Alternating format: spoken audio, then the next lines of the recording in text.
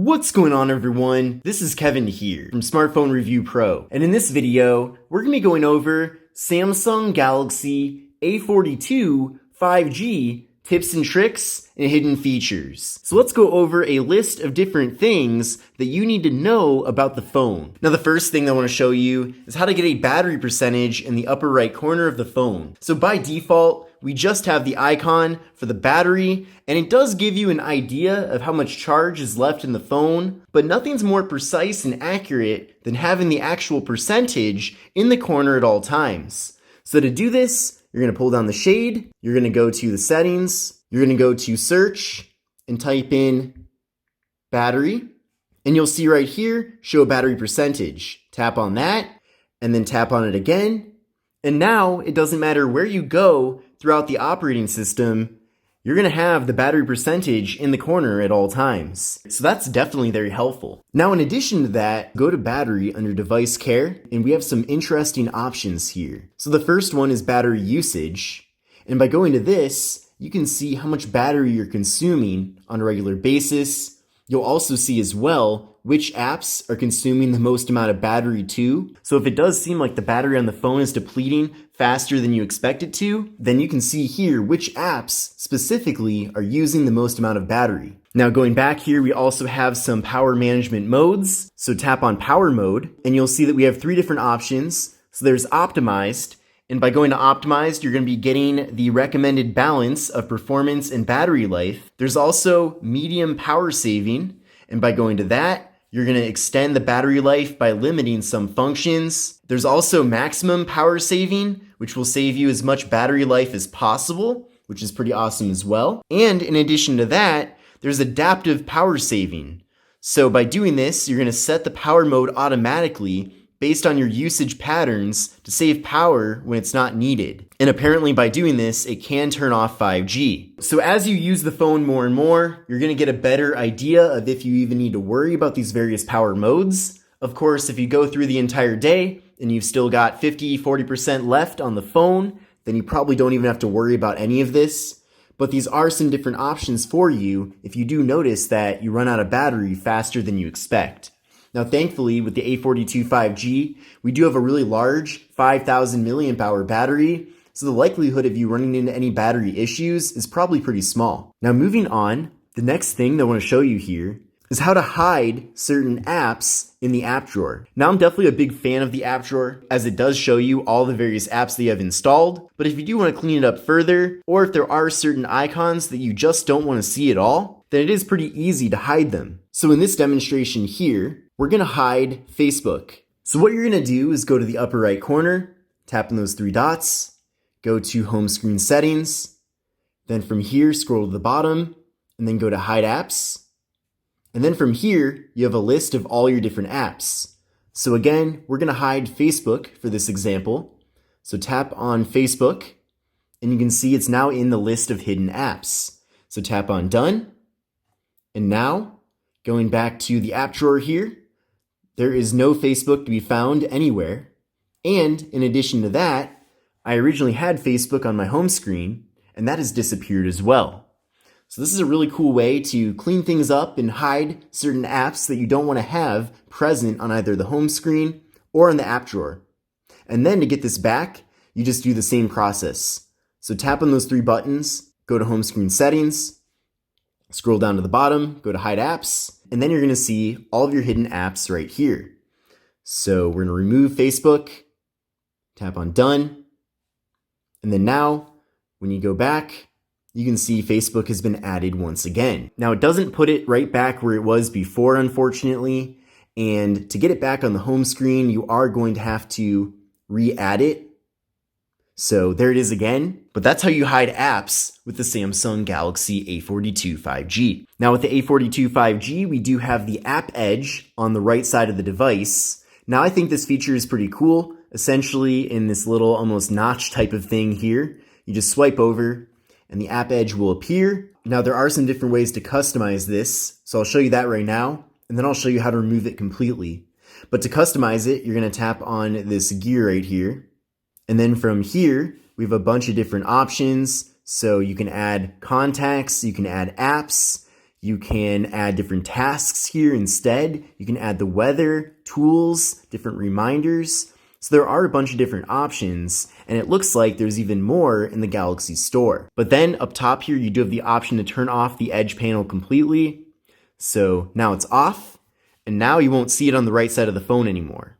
But to bring it back, you pull down the shade, go to the settings, go to search, type in edge, and you'll see right here, edge panel.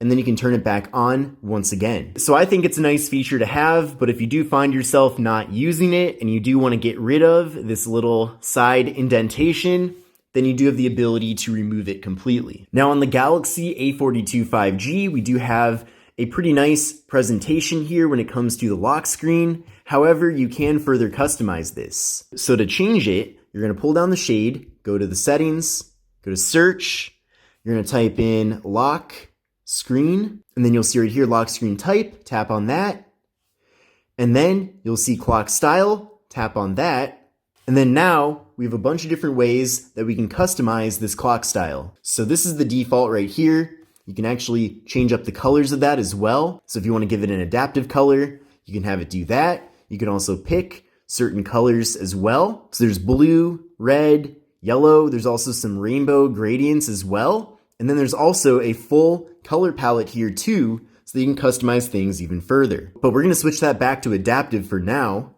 And then going back to type, you can see that there's a bunch of different types here to choose from. So I definitely recommend going through these and seeing which ones you prefer and then making those adjustments accordingly. But we're going to go with this one for now. I'm going to tap on done. So now when we go to the lock screen, we have a different style here. Now with the Samsung Galaxy A42 5G, by default, we do get the standard Android 3-button navigation. Now I know that many people like this type of navigation in comparison to the gestures. However, many people might not know that you do have the option with this phone to go either way. So I'll show you right now how to switch this over to gestures. So to do that, you're going to pull down the shade, go to the settings, go to search, type in nav, and then you'll see right here navigation bar. So tap on that, go there, and then you'll see that we get a bunch of different options here. So the first option is actually to change the button placement down below. So we can switch it over to this one, and we now have the back button on the left side, the home button in the middle, and then the recent apps on the right side. So you have that ability to make that adjustment. And then also we have swipe gestures. So you can tap on that. Now you can see that we just have a little line at the bottom. And then with the gestures, you can swipe up to go home. You can also swipe partially up to go back to your recent apps.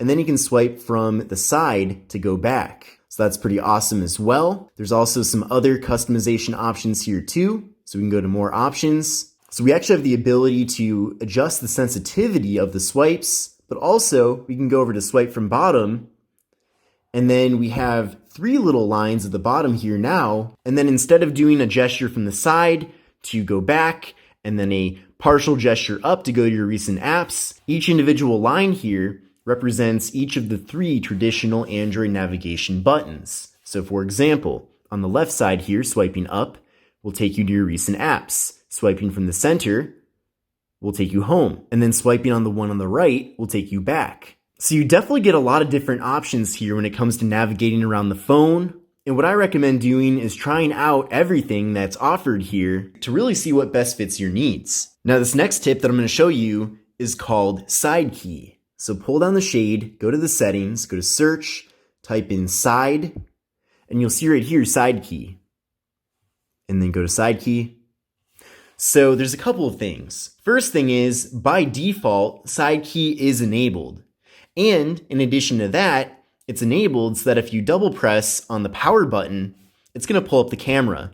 So it doesn't matter where you are within the operating system, by double tapping on that button, it's going to pull up the camera app. So I'm definitely a big fan of that.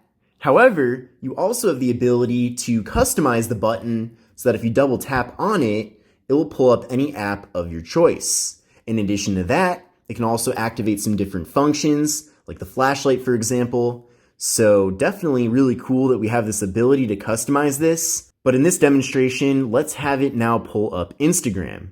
So Instagram is now selected, and then now when I double tap on the power button, it's gonna pull up Instagram right away. So that's really convenient. Now with this device, there are quite a few animations, whether it's going to your app drawer or just moving around the phone in general, maybe pulling up the camera.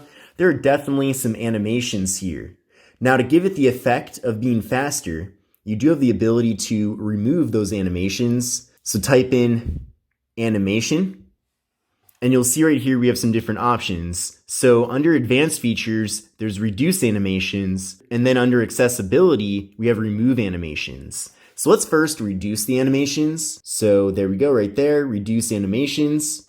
And then now, when going around the phone, there are definitely less animations. They're not completely gone, but the animations are certainly sped up here, which is gonna make navigating around the phone a bit more efficient, which I'm all for. Now we're gonna turn that off for now, and I'll show you how remove animations looks. So you can see right there, remove animations, and now there are no animations at all. So you can really get through this phone very quickly. You can see right here how fast I'm able to navigate.